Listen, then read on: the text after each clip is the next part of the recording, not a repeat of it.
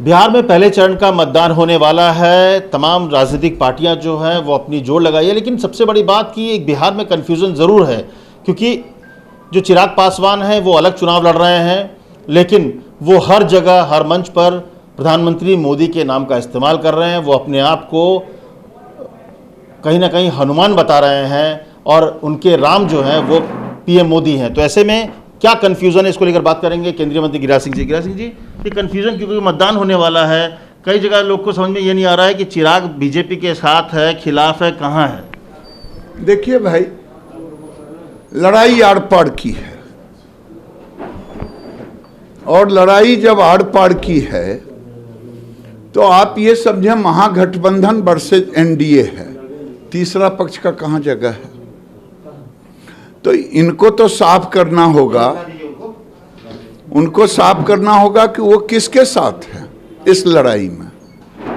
अगर बीजेपी को कहते हैं कि मैं बीजेपी के साथ हूं, तो बीजेपी तो महागठबंधन के विरोध में है। आप महागठबंधन के विरोध में कुछ बोल नहीं रहे हैं, चाहे कांग्रेस चाहे आरजेडी किसी के खिलाफ बोल नहीं रहे हैं। और बिहार की जनता इतना मूर्ख तो नहीं है। लेकिन वो जिस तरह की भाषा बोल रहे हैं, उन्होंने साफ तौर पे कहा कि वो जेल भेजेंगे, जांच कराएंगे, और बीजेपी और एलजेपी की सरकार बनेगी तो नीतीश कुमार जेल जाएंगे। देखिए, फिर मैं कह रहा हूं, बीजेपी एनडीए का पार्ट है। हम लड़ रहे हैं महागठबंधन से, वो किससे लड़ रहे हैं ये तय करें।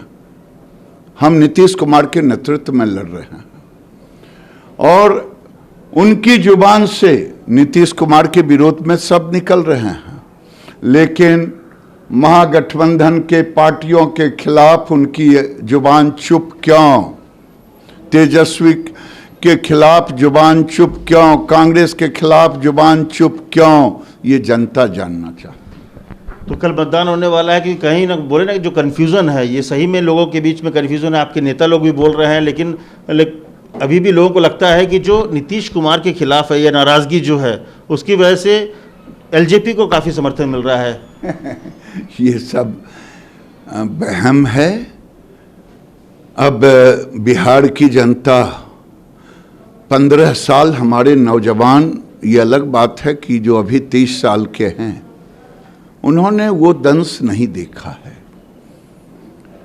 आज जो बिहार में सड़कें देख रहे हैं, जो सामाजिक विद्वेष था,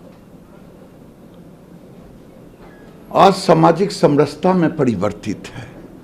माले जैसी पार्टियों को लेकर के महागठबंधन चल रहा है। तेजस्वी की जुबान फिर फिसल रही है पिताजी की तरह। जैसे पिताजी समाज को तोड़ना चाहते थे, टूट नहीं पाया। आज फिर ये समाज में विद्वेष पैदा करना चाहते हैं। एक करेला तीर दूजे नीम चढ़ाए। कल का बयान का जवाब देना पड़ेगा तेजस्वी को कि ये बयान क्या था। पिताजी के विरासत में मिले हुए गद्दी की जुबान थी, और फिर माले को साथ लेकर के सामाजिक सद्भाव की बात कहाँ से होगी?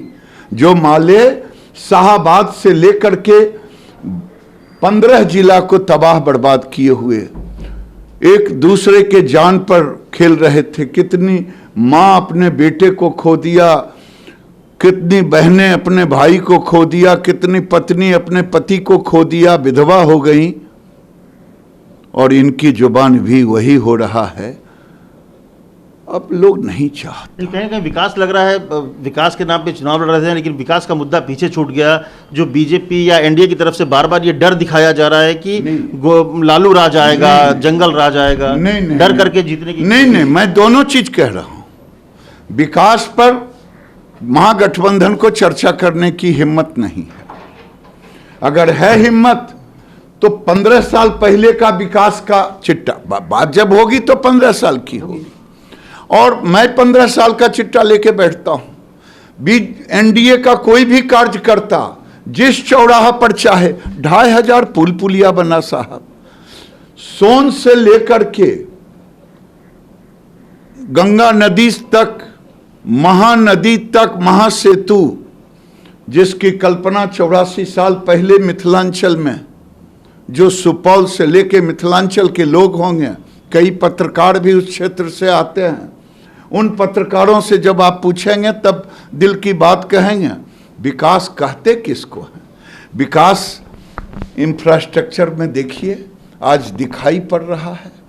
विकास कहते किसको है? उन गरीबों से जाके पूछिए, तेजस्वी यादव में हिम्मत है तो देश के 9 करोड़ गरीब, बिहार के 1 करोड़ उन गरीबों से जिनको उज्ज्वला मिला।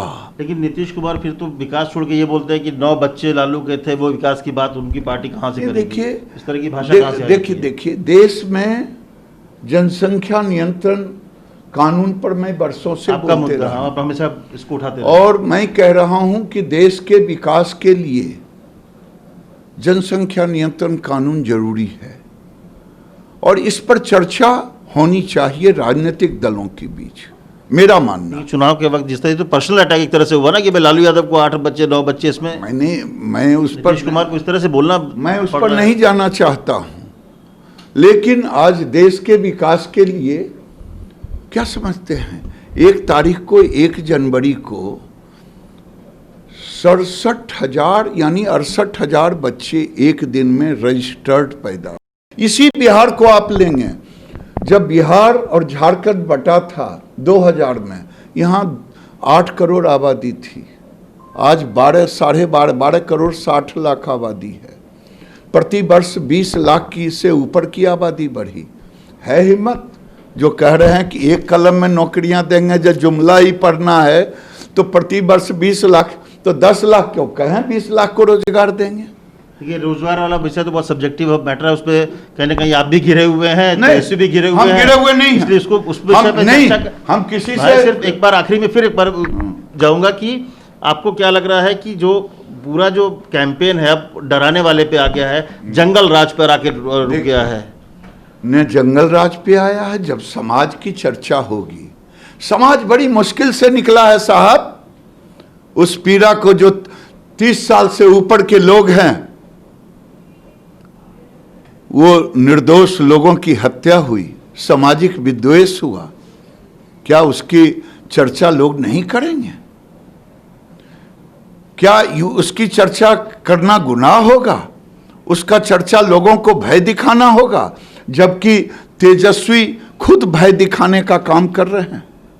आखिरी सवाल अब जब जो आपके पुराने सहयोगी हैं या दिल्ली के सहयोगी हैं चिराग, क्या 10 तारीख के बाद साथ में होंगे? सरकार में उनकी जरूरत होगी तो आप साथ में मिलेंगे? क्या भविष्य देख रहे हैं? देखिए किसी के साथ की जरूरत नहीं है, स्पष्ट बहुमत है। उन झोपड़ियों में जाकर के पूछें जिन्हें शौचालय मिला है, उन घरों में पूछें जिन्हें किरासन तेल के लिए लाइन में खड़ा होना पड़ता था, आज बिजली है। ये चमकते हुए लोगों से मत पूछिए, उन गरीबों में जाके पूछिए जिनके घर बिजली लगी है। उन किसानों से पूछिए कि एग्रीकल्चर फीडर लग रहा है जहां 65 पैसे यूनिट पर उनको बिजली मिलेगी। ये चमक दमक राजनीतिक इन बातों में नहीं जाइए। चिराग का भविष्य क्या आपको लग रहा है? हमें एनडीए का भविष्य उज्जवल दिख रहा है। मैं 2010 से अधिक सीट लाऊंगा। 2010 से अधिक सीट लाएंगे और कहीं ना कहीं उनका कहना है कि साफ करना अगर स्थिति है तो वो अब चिराग को करनी चाहिए कि वो अगर एनडीए या नीतीश के खिलाफ है तो फिर वो तेजस्वी और आरजेडी के खिलाफ क्यों नहीं बोल रहे हैं। अपनी स्थिति उनको ज़्यादा ज़रूरी है क्योंकि लोग स्थिति जानते हैं। एनडीए सिर्फ 4 जो घटक हैं उनके बीच में है, एनडीए में एलजेपी कहीं भी नहीं है। नमस्कार, मैं हूं मानक गुप्ता। अगर आपको हमारा ये वीडियो पसंद आया हो तो इसे लाइक और शेयर जरूर करें और हाँ, हमें सब्सक्राइब और फॉलो करना ना भूलें ताकि आप देश और दुनिया की कोई खबर मिस ना करें। तो जुड़े रहिए हमारे साथ और देखते रहिए News 24।